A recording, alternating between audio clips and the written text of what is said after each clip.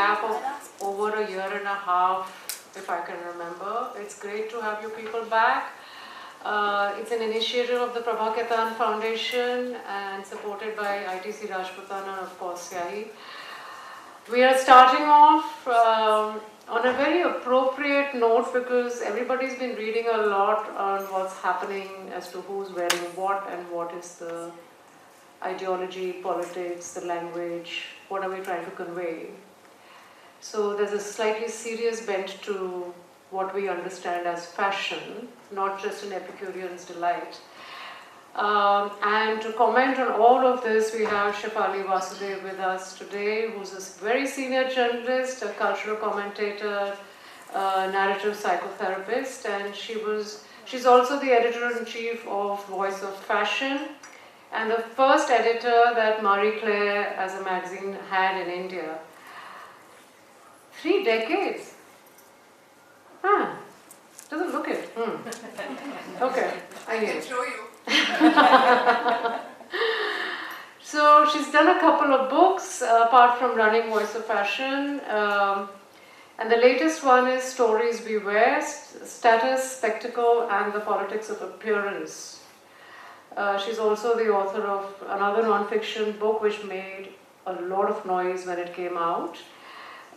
It's called Powder Room, very aptly, which is the untold story of Indian fashion. So you can see that Shefalee actually straddles a lot of various angles in the fashion spectrum, and you'll come to know more. Shefalee, may I welcome you to the stage, please. Jaipur, can we have some energy shown? Right. I'm sorry guys, you have to bear with me to moderate this session. It's just that I love Shefalee's work and I couldn't resist. So Shefalee, the idea of the Voice of Fashion, you started it just when I think the digital magazine age was beginning in India. So you were literally pioneering a very different culture. How did that idea come about? What sprouted it? And what did you face while putting it together? If I may, good evening everyone, and thank you Mita for having me here. I was waiting to come to Jaipur with the book and I was delighted to receive your invitation. My work in journalism, Mita, started when I was an adolescent. I used to write for the amateur page of Times of India. And in those days, in the 80s, when I was a young girl, if you won the Times of India public speaking contest thrice, extempore speaking, you got a job as a cub sub. So, in Gujarat, and so I got this cub sub thing in Ahmedabad, which I couldn't join because I got married very, very early at the age of 18 and it didn't work out. But both my parents were writers, both were Sahitya Academy Award winners. So the idea of writing and finding the self and the world through writing was running deep. You know, you feel it's one of those things, but only when you grow older you realize what a calling means. And my longest, most deeply internalized years in journalism were at the India Today News magazine as an investigative journalist. I was far from fashion, I had never attended a fashion show, and I would write on gender and investigate, and you know, I did several undercover pieces as well, including on the trafficking of girls and women from Nepal to India, fake medical colleges, sex selection in elite rich families in Delhi and so forth.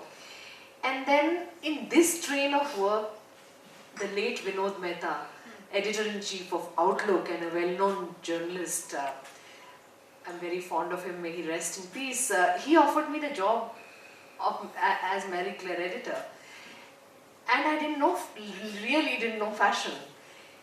Mr. Mehta is the person who said that you don't have to know one thing only one thing to do journalism. If you are a journalist, then the Marie Claire format, I am winding back and coming to your Voice of Fashion question, the Marie Claire format encouraged strong journalism, pro-women, pro-choice, stories. There were several investigative series that Marie Claire would do across the world.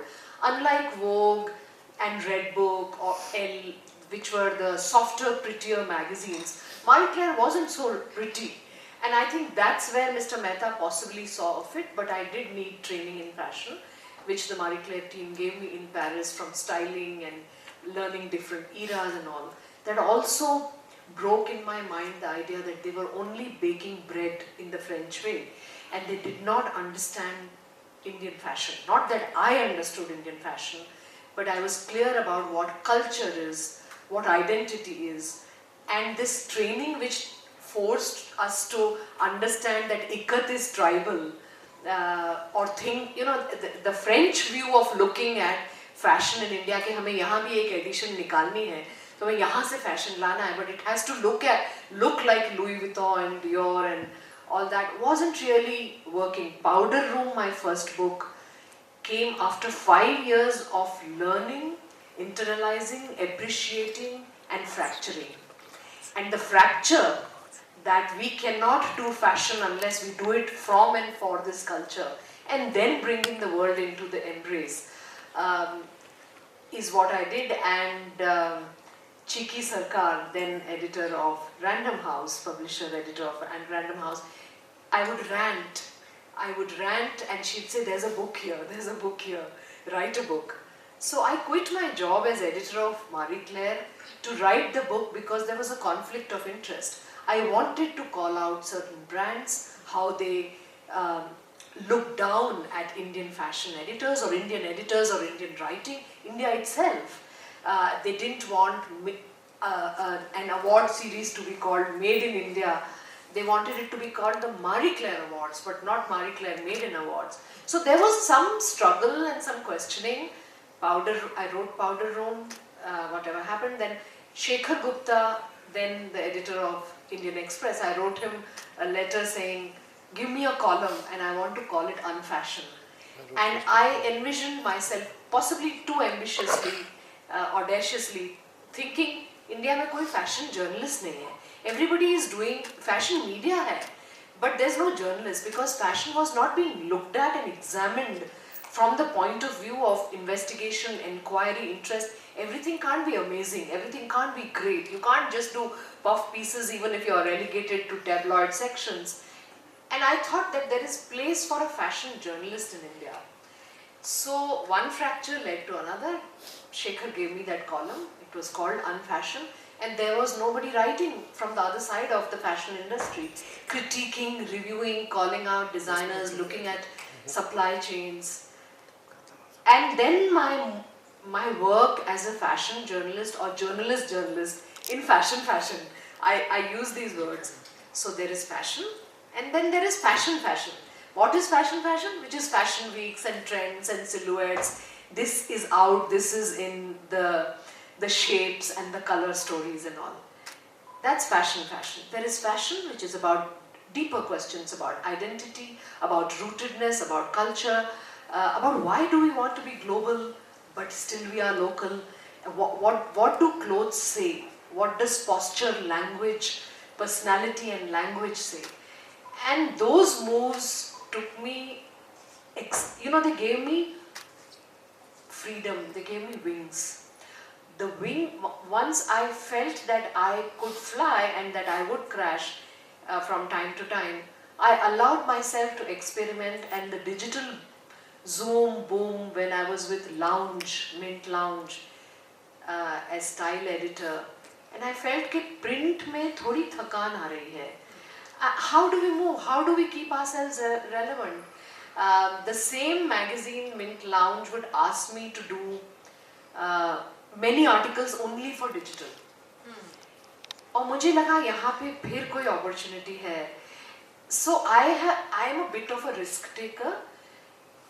Some of these are considered risks. Some are strategic risks where I can see opportunity and I take good advice. And some are saying कि if you jump from the 7th floor window, कभी parachute खुलेगा फिर कभी नहीं खुलेगा.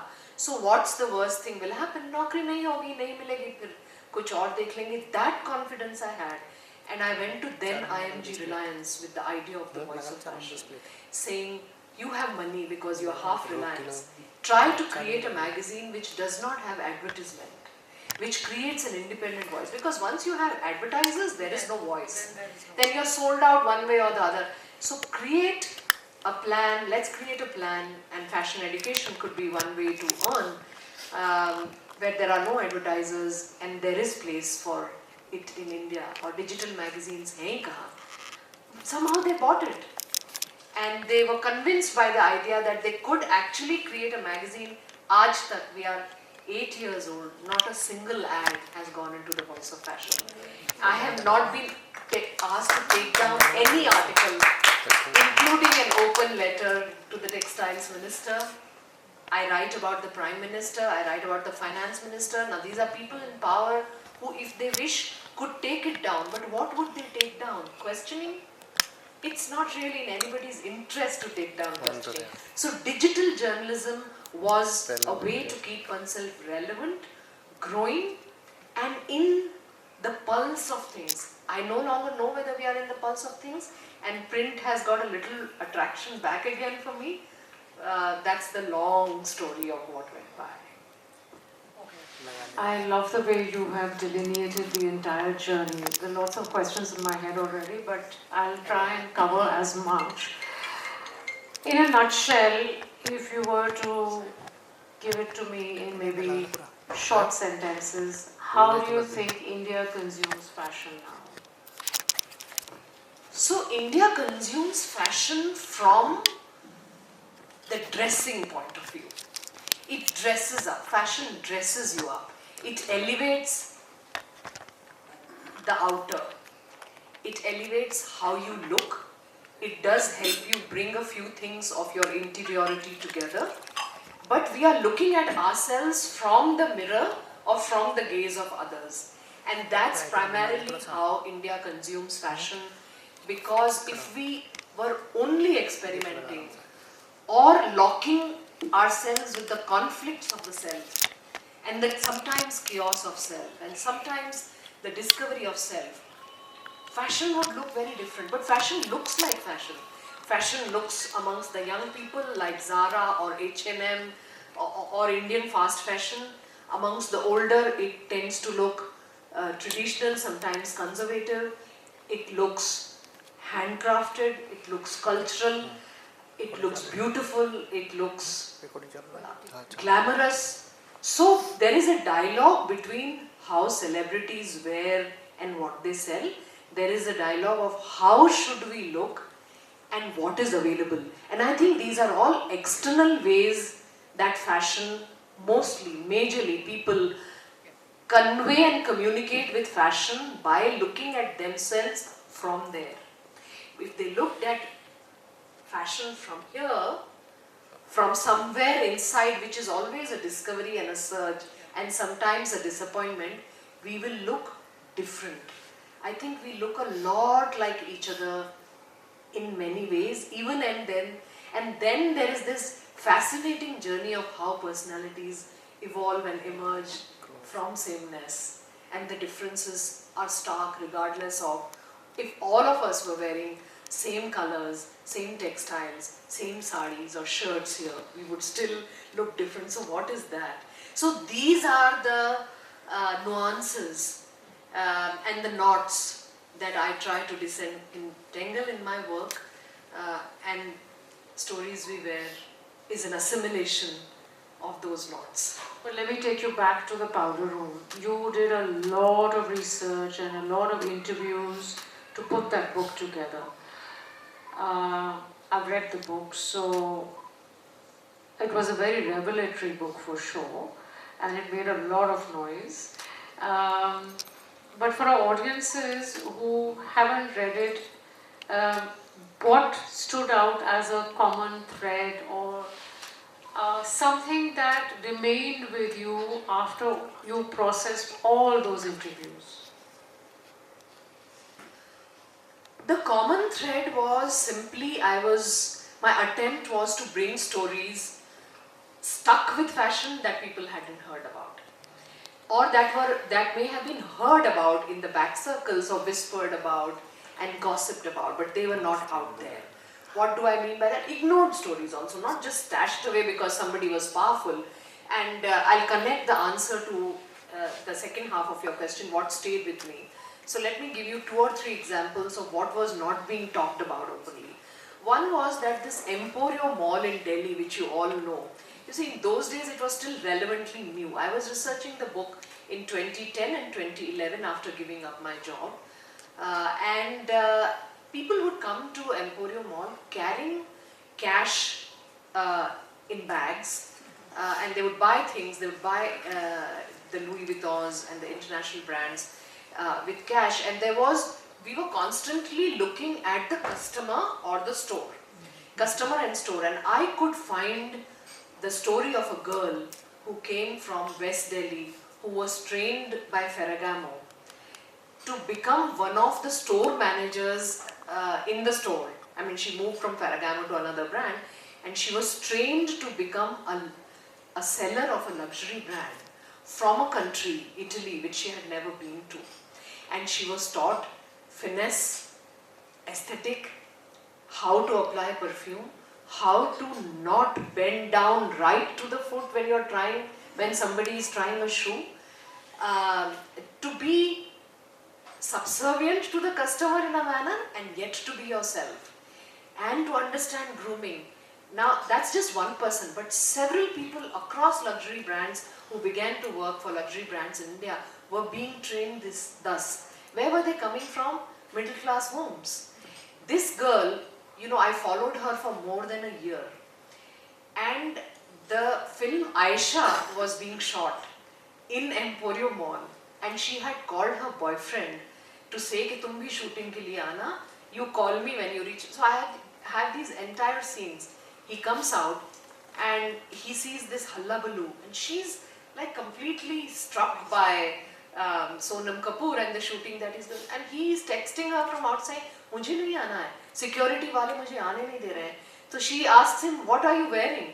So he said कि मैं जो रोज कपड़े पहन के आता. So she says, कैसे आने देंगे तुम्हें? Emporio Mall में ऐसे कपड़े नहीं पहन के आते हैं. They eventually broke up.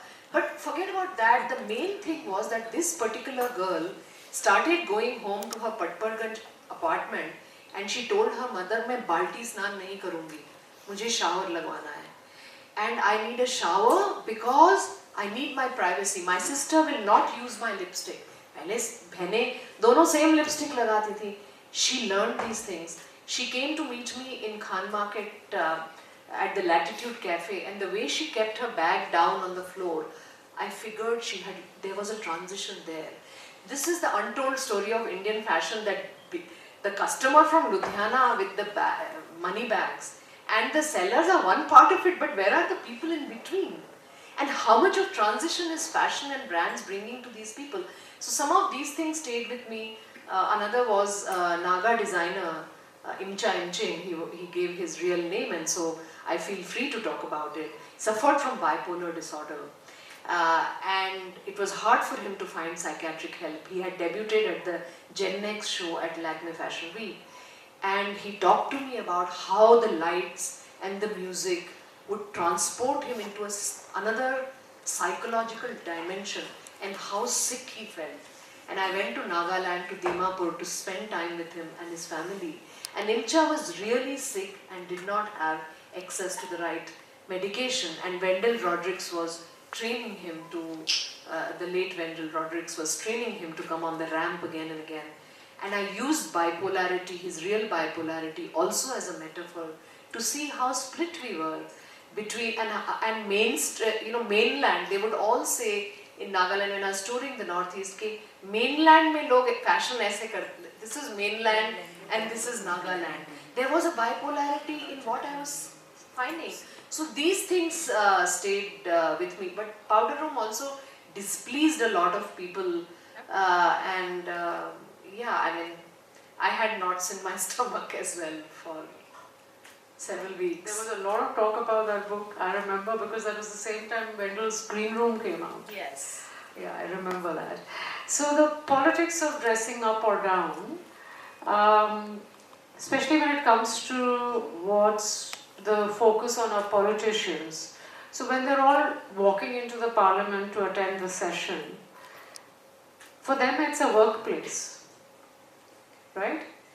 तो वो क्या पहन के आ रहे हैं और क्यों उन्होंने पहना है? It's a normal day at work for them. Why are we paying so much attention to what that person is wearing or not wearing correctly? Or, I mean, why are we wondering what did Jaishankar wear to the parliament? Or why is Mawa Moitra carrying her branded bags or not carrying them? Why is so much attention being paid to this? They're at work. What's the big deal? I don't understand it. That's me personally, because I'm a cynic. But there's also an underlying huge gender bias on the way even men are being commented on as far as this class of working class that I'm talking about. But the way women are commented on is very harsh. So what is this whole game? Because 5 years or 10 years back, none of us bothered to see वो parliament में क्या पहन कर आ रहे हैं, क्या फर्क पड़ता है? You asked me 3 questions in that question. It's never just another day's work for a politician. A politician is selling you themselves, their constituency, your future, their future, power, possibility. It's never just another day. They have to dress.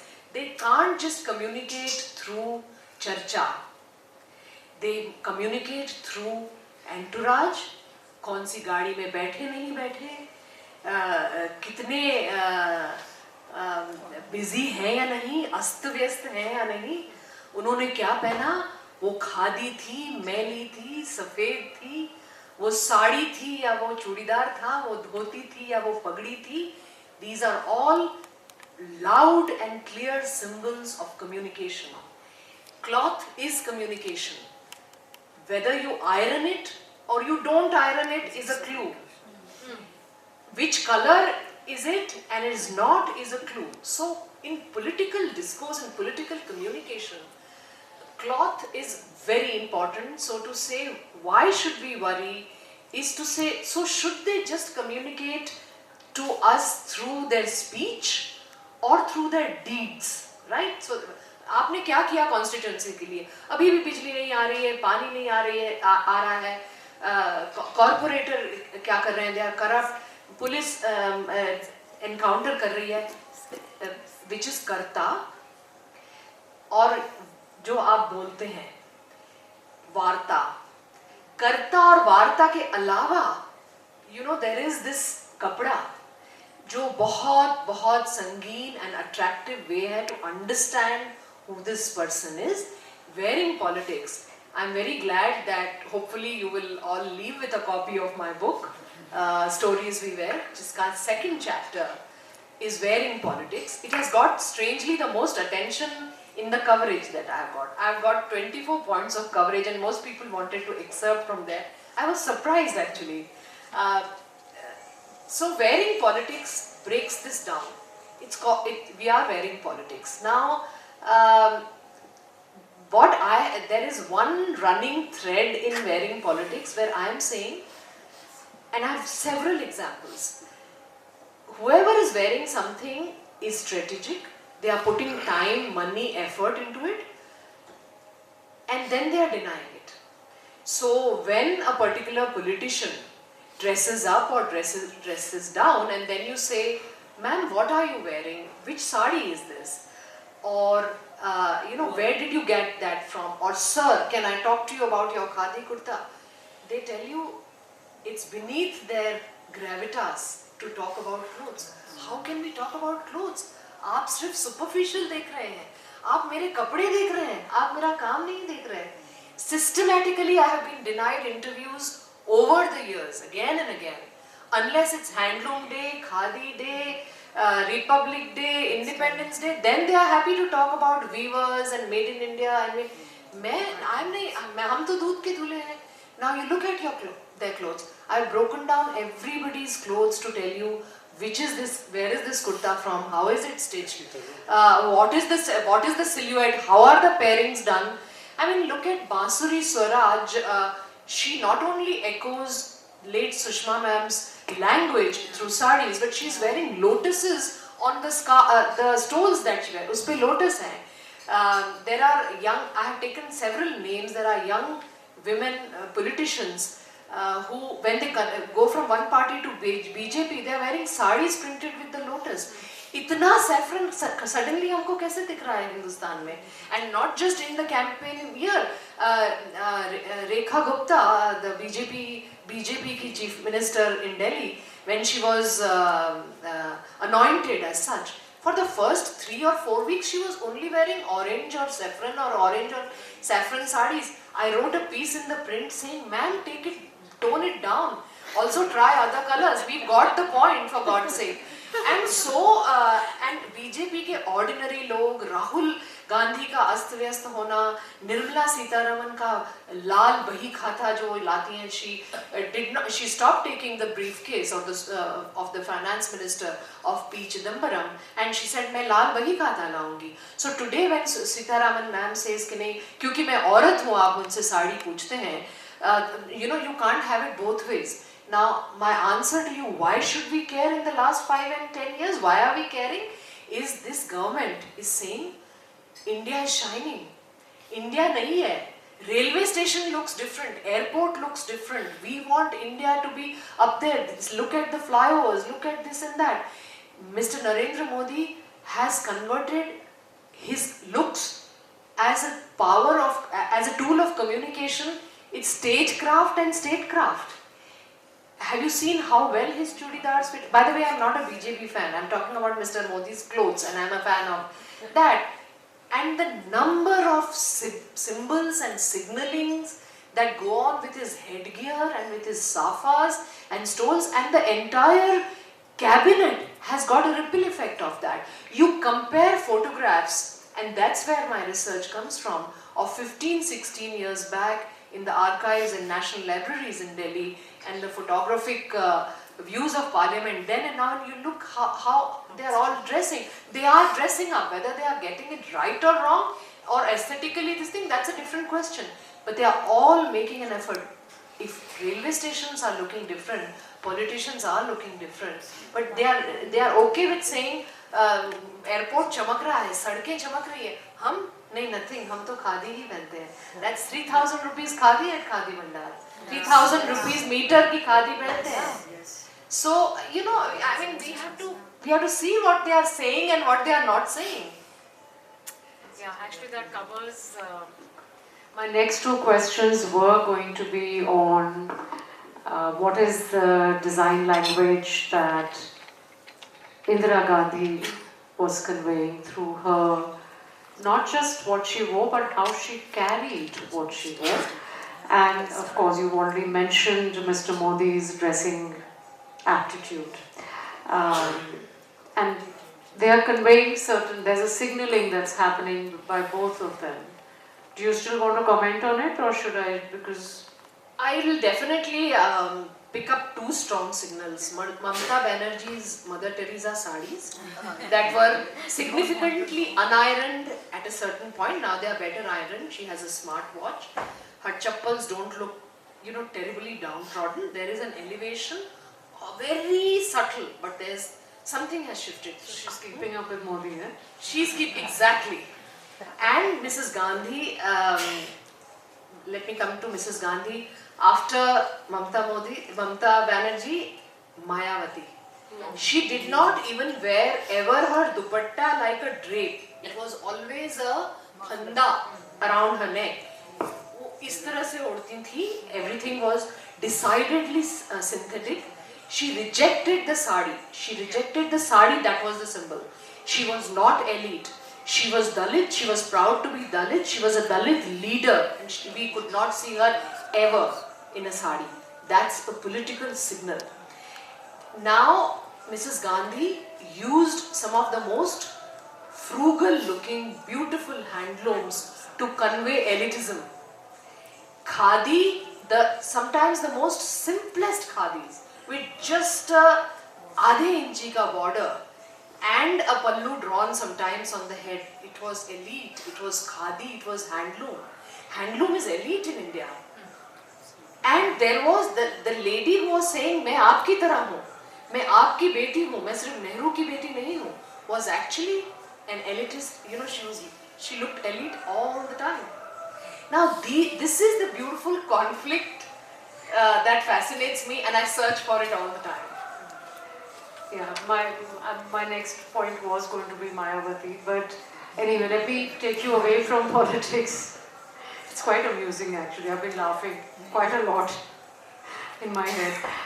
This whole thing about airport looks and what we wear, because, and we were discussing it in our office today, is that even the guard standing at the entrance where you show your ID looks you up and down to decipher, should I let her in या मैं कुछ सवाल पूछ के इनको अंदर जाने दूँ. So it's like, because all of these celebrities are dressing up and walking rather nonchalantly with their big Birkins and their athleisure or non-athleisure, God knows, I don't understand all this, but anyway. मैं तो एक pant एक shirt डाल के sneakers डाल के चल देती हूँ, who cares? But this whole thing of observing airport looks, it's become a subculture. Again, I've seen a growth of it in the last decade or maybe a little more. So, what are your views on that? And when you're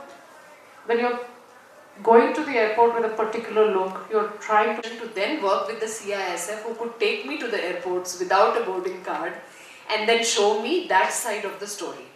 That's why the airport look sits there.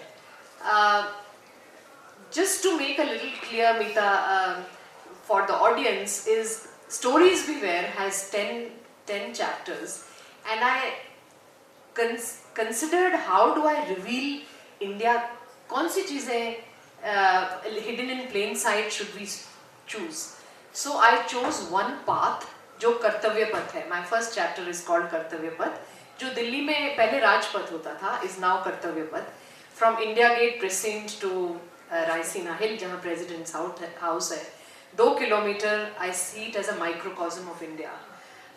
दूसरा chapter is wearing politics, क्योंकि कर्तव्य पथ राइसीना हिल पे खत्म होता है और वहाँ मिस्टर मोदी की third swearing in ceremony हुई, तो I've taken that view from there.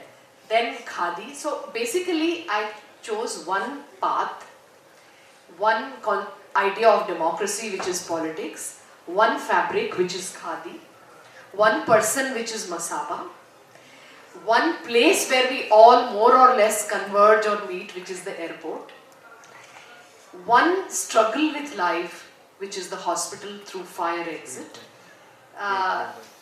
so on and so forth. One real danger or damage to our lives which is greenwashing while being told sustainability, and finally the last chapter is death. How does India perform death? How do we grieve?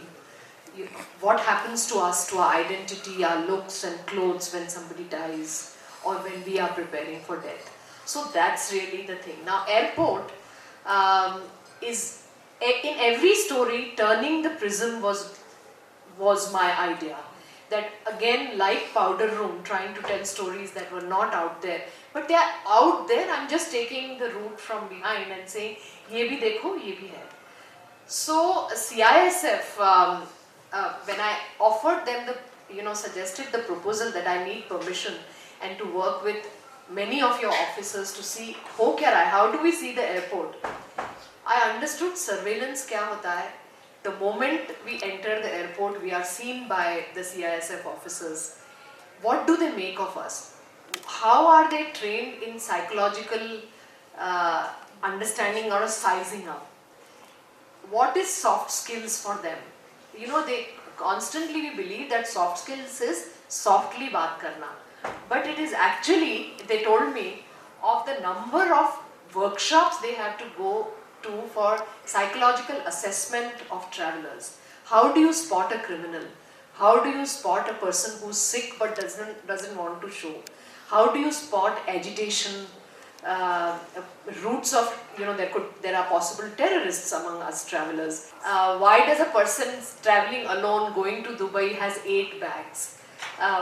क्या है उसमें? How do VIPs travel?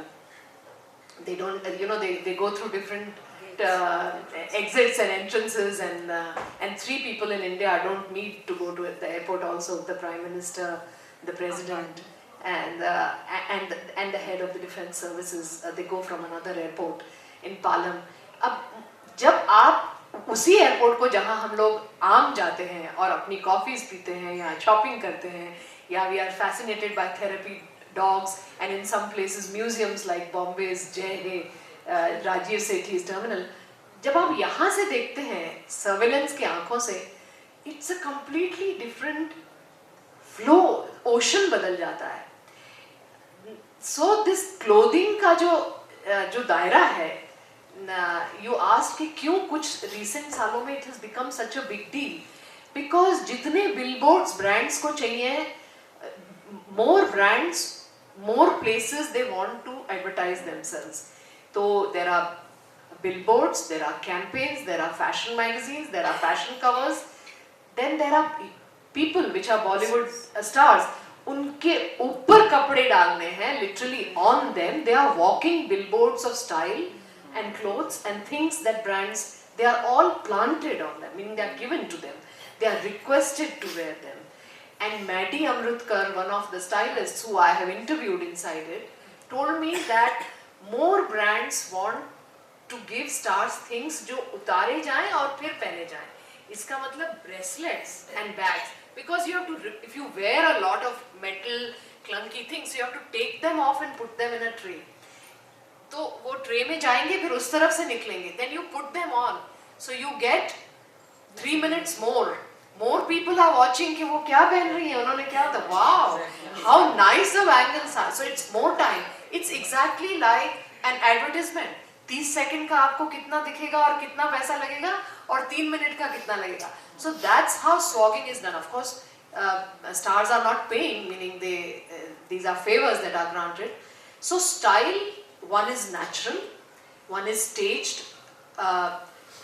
Most of the airport looks, as Maddie tells me, is that they get calls from the paparazzi, or they call the paparazzi that we are arriving in 20 minutes or 38 minutes and 48 minutes. And so then from yawning or with cabs, and they quickly change in various first class cabins, and they arrive looking like they have come out of a brand campaign.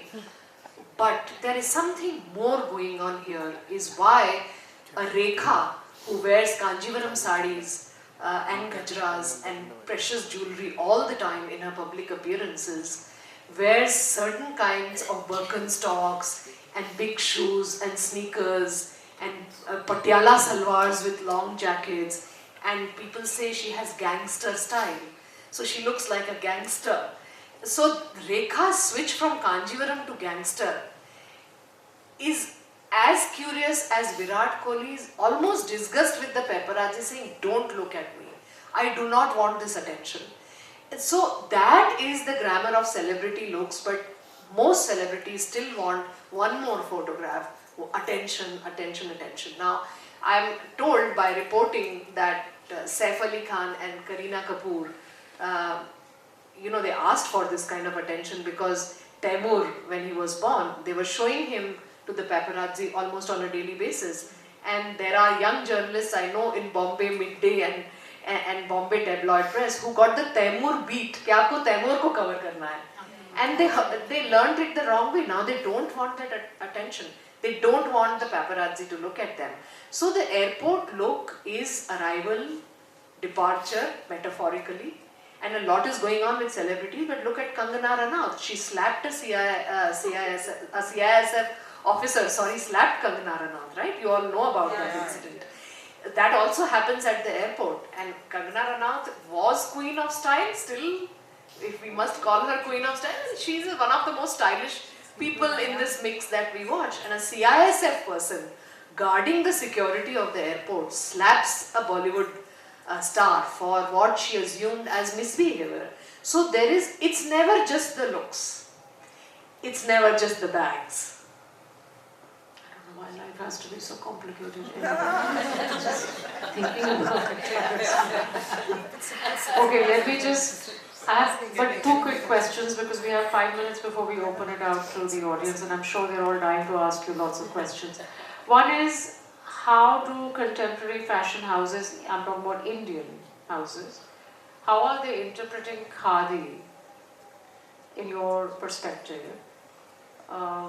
Because there's obviously a lot of them, like 1111 is doing a lot.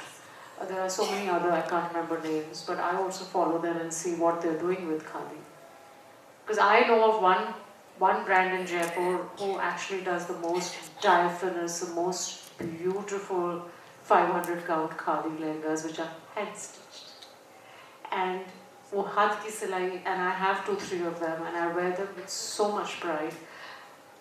Nothing nationalistic, just that I feel very feminine when I wear them. I feel as if I'm walking in a cloud. But that's just me.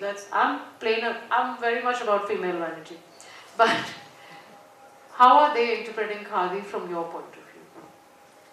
I think those who understand that khadi is not a product, as Shani Himanshu of 1111, the name you took, khadi is a way of life, khadi is a philosophy. Khadi is beautiful, complex. The more you fashionize it, the more it loses its aura. What do I mean by that? Us pe zyada aap salme sitare lagao, mirrors lagao, you pair it with jackets, too much jewelry, boots, hats, bracelets, tattoos, it loses itself. The more you leave it alone, which means you respect its aura and simplicity, possibly what your 500 count person is doing by hand stitching is, it's respecting the statement and the power that khadi has. There is no other fabric like that, hand spun and hand woven in the entire world. Most designers who understand this deeper conflict of khadi, that ये सिर्फ चीज नहीं है, वो उसको बहुत सुंदरता से interpret करते हैं. But there are very few like that, as most of them are trying to fashionize it. And that's why the government's efforts have been incrementally successful in scaling up khadi. But where is khadi today? It's lost as a power statement. So बहुत सारी खादी है और बहुत सारे maybe spinners हैं और weavers हैं, but extraordinary khadi बहुत कम है. It's still in the hands of the few designers who can understand it. So that's what, in my opinion, is what is happening to khadi. And the few practitioners of khadi, Shantanu Das of Maku Textiles in Kolkata, so अब बहुत सारे बहुत सुंदर खादी बनाते हैं, लेकिन वो khadi bye khadi नहीं होती है, खादी बाय कॉटन होती है या खादी बाय लिनन होती है, यानी कि जिसमें ताना बाना खादी का नहीं होता है. जब ताना बाना खादी का होता है और वो सुंदरता जो उभरती है, जो पोंदरू खादी में आंध्र प्रदेश में है, बिहार के 1-2 क्लस्टर्स में है, बंगाल में है मसलन, वो फैशन में मुझे बहुत कम दिखती है. फैशन में. That's good to know. I think for our audience especially it was very important. You did mention greenwashing, and this whole new vocabulary in the world of contemporary fashion especially is slow fashion, mindful fashion, we are sustainable, we don't leave a footprint, all that. I mean, people like us who know our textiles, we know it's a hogwash. But what is this whole greenwashing thing that's happening? What is the story behind all of this? So first we must all respectfully acknowledge that there is no complete or 100% purity, transparency and sustainability pursuit in any brand. The world, or at least India, has not come to that level where you can say this is completely sustainable. Now what does complete sustainability even mean? It's scientific, it's philosophical and it's material. So there's a certain checklist, which means that it should be grown in a certain way. A limited amount of water should have been spent on it. People who were making it should be paid correctly by the wage board standard. They should get menstrual leave, pregnancy leave, mental health leave. There should be gender parity. There should be worker welfare. उनको खाने के लिए ही सिर्फ नहीं मिलना चाहिए. Not only should their children go to school, but their children should be free to dream. There should be electricity, and then there should be a ration card. There should be a way to have a weaver credit card or a loan system. जहाँ कल को उन्हें loan लेना पड़े तो they are not killed by the local money lender. Sustainability is not just about कि हमने ये नहीं किया वो नहीं किया. There is a checklist that the United Nations Sustainability Development Goals has listed. If they are not all met, and if there is even anonymous labor which is not listed, what does anonymous labor means? कि हमने vendor को चीज बनाने के लिए दी and vendor says मेरे पास 16 tubelights हैं, मेरे पास 20 टेलर हैं, सबके पास लाइट है, घर है, सबके बच्चे स्कूल जाते हैं. That tailor might be employing child labor or unlisted women laborers or women कारीगर्स. वो काम खत्म करने में कि आपको 20,000 कुशन कवर्स दे के जा रहे हैं. Do you know कि किन लोगों ने बनाया? So there are so many aspects of sustainability that from material to management to philosophical to wage specific and worker welfare, water disposability, waste management, all these when they come together, a product can be called 100% or near sustainable.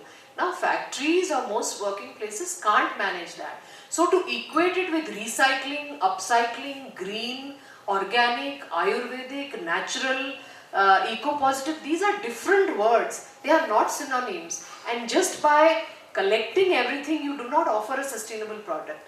Which means something may be genuinely organic, but it may not be ecologically friendly in all these things. And it may not have been fairly or transparently produced.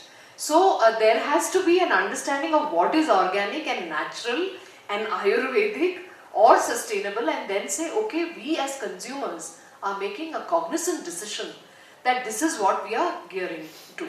And the labeling, it's very difficult to get the right kind of certification in India. The pursuit is long, it's onerous. Producers and manufacturers have to pursue it, then they have to disclaim it. They have to disclaim it in the right font, right size. It has to be export positive so that other countries can also consume in, for those parameters. There are several such ticks that have to be made. And I wonder if everybody who calls themselves green or sustainable or organic is really doing all that. That really reveals a lot to us. Okay, we have questions. आपने जो organic का अभी बताया था, plastic के अलावा जो सबसे ज़्यादा पोल्यूट कर रहा है वाटर्स को, रिवर्स को और ओशंस को is textiles.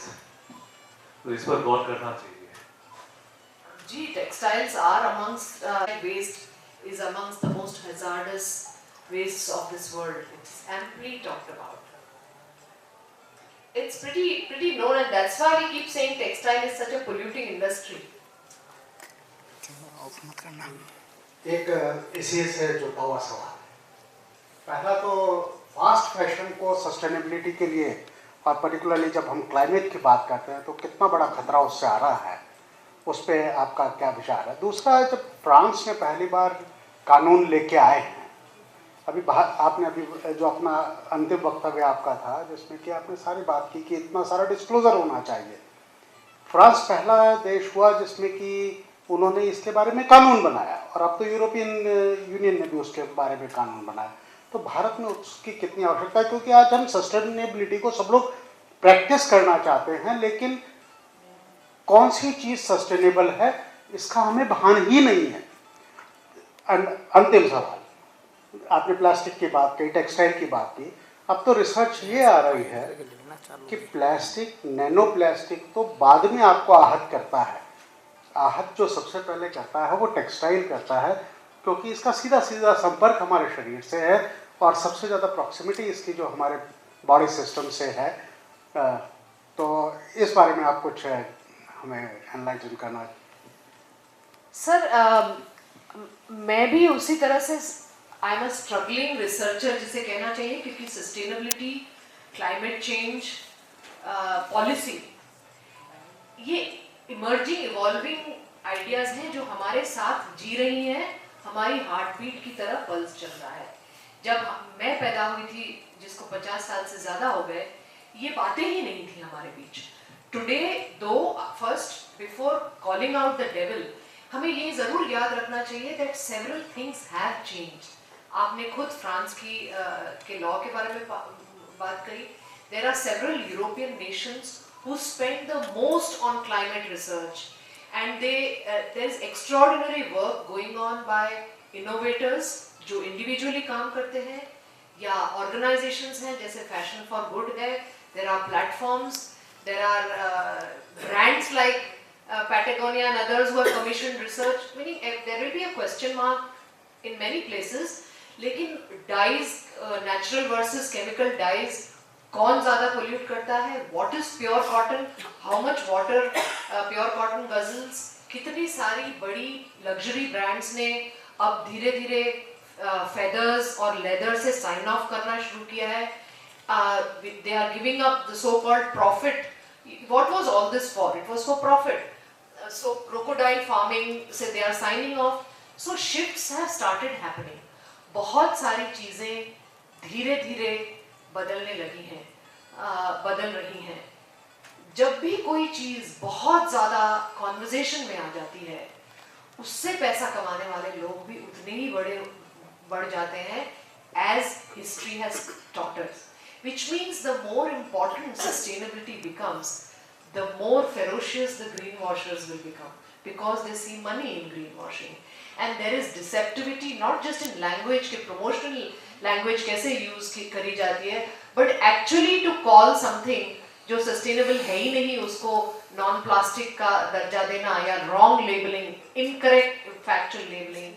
मेरा ये मानना है कि जब तक पॉलिसी नहीं आती, अनलेस इट इज पीनलाइजेबल किसी हद तक, क्या there are core policy changes in what brands can do नहीं डू। और इंडिया में हमने इलेक्शंस देखे हैं जिसे बहुत वक्त नहीं हुआ है। Did you hear one politician talk about sustainability? Nothing. You know, these are geopolitical issues. We'll take other questions now. So, is there anybody else? Yeah, there's a question in the second. Hi, you spoke about in between that everybody, if they had to wear the same clothes, there is a sameness, but yet it's different. So, what is it?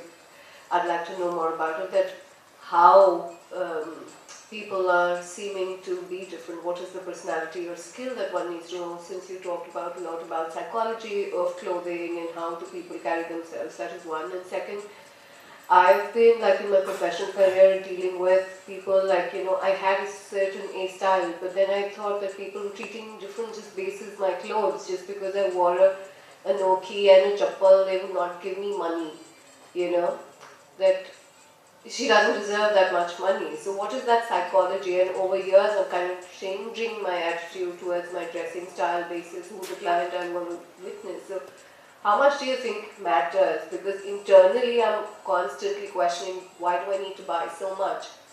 But professionally I feel that's the need. So how do you deal with that? So 5 years back I began to train as a narrative psychotherapist. And that training to be a psychotherapist brought me closer to understanding clothing and what it really conceals and reveals. So there are multiple questions in your statement. What I'd first quickly say is that, are we judged by clothes? As you know, you're not getting money, you're finding money because you're wearing a certain way. Yes, we are judged by clothes constantly. We are called sexy, unsexy, poor, middle class, conservative, bold, glamorous. You know, Mahua Moitra's several labelings, gendered. They're coming from what is being signaled. That's just one example. Skin revealing people are women who wear figure hugging clothes are seen in a certain way. There are the jhola walas. I wear a sari most of the time, and handloom saris, and I'm constantly called the jhola wala in fashion. I was a misfit because I wore a sari, and I still wear a sari to work. So the labeling with cloth is a fact, yes. Are you going to fight it down by changing your cloth? I doubt it. Because even if you were to dress in a Fendi garment, or, and go to your, funder, they are just going to judge you in a different way. So the real, if you are looking for a real equitability of self or a victory of sorts, and I won't really call it a victory, but facing reality, being yourself, staying closest to how you want to dress, why you want to dress the way you do, is going to be the most authentic and provocative and powerful statement, and that's why we look different from each other. Yes. No bag or shoe or brand or watch will rescue us to become someone else. It's we who will. It's to work on our thoughts, our interiority, and find the reasons where we belong, why we belong, and who we will be. It's the sense of self that carries a garment, not the other way around. Yes. We have time for one last question. Yeah. Okay for me. Clothes make a person. That's a statement that's always been made over history. I'm going to take you into a very different field. Talk and tell me about the allure of uniforms. So, sir, you anyway must read the CISF chapter where they talk about uniforms. Uniforms, because they induce a certain sense of discipline, loyalty, clarity, and fitness. Most uniforms, somehow, whether they are amongst the police or the defense, navy and all, there's a sense of contouring. And then there is a sense of presence, and we assume that the uniform belongs to, of course there's the uniform of the air hostess, and the uniform of the mall manager, and the uniform of the restaurant, this thing. But most uniform, the word uniformity, comes from uniforms of discipline. And the uniforms of discipline are associated with careers that look beyond themselves to say, I will serve the nation, I will guard the nation, I will be there for someone before I am for myself. And that allure is the allure of human rights and human responsibility and the nation, or the whole idea of what was khadi, it became nationhood. So khadi's unique status, or it was a uniform at one point of time, satyagrahi khadi पहनते थे, तो uniform stitch नहीं होती थी. लेकिन आप अगर देखेंगे कि जो स्टिच्ड यूनिफॉर्म है, जिसमें उतने ही बटन लगते हैं और उसी तरह से हम अंदर टक इन करते हैं और उसी तरह का blue colour is the trouser, that uniformity का allure comes from what it is associated with, which means that if it was the uniform, let us say, of a zookeeper, which is equally important, isn't it? Why is its allure less than that of a person who's working with the Air Force or with the defense?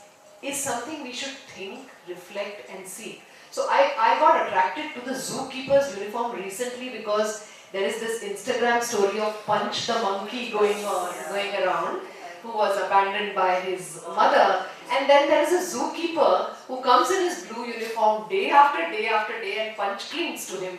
And I was wondering, why aren't we looking at these kind of uniforms where there is certain high boot and all that, but the defense uniform is something else, and I would reckon it's not a complete answer.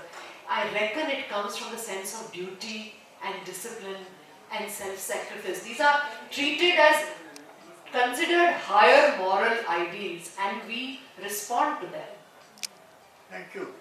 Yet you will notice the despots, the big rulers, the cruel rulers have the most variety in uniforms.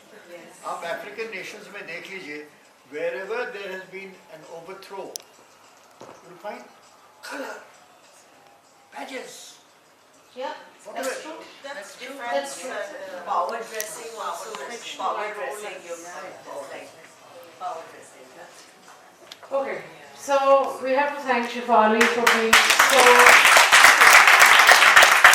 engaging, informative. Thank you so much, Shefalee. Brings us to a close of this Right Circle episode. I'm going to request Ritu Uberoi to please come up and present Shefalee with a memento, which I'm supposed to be talking about, by the way. It's So interesting. Thank you.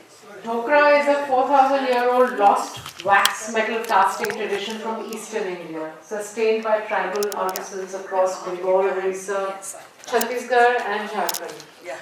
Known for its unique brass and bronze sculptures rooted in folk and ritual symbolism. So that's what's being presented. Yes, thank you so much, Ritu.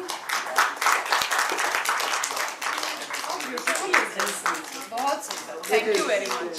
Thank you.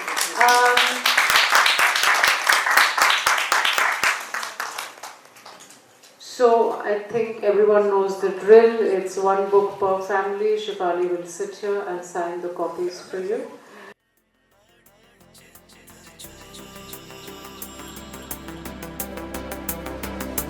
बल मारे तोरे नैना बड़े चित्त चोर बल मारे तोरे नैना बड़े चित्त चोर काहे झूठी बतिया बनाए बल मारे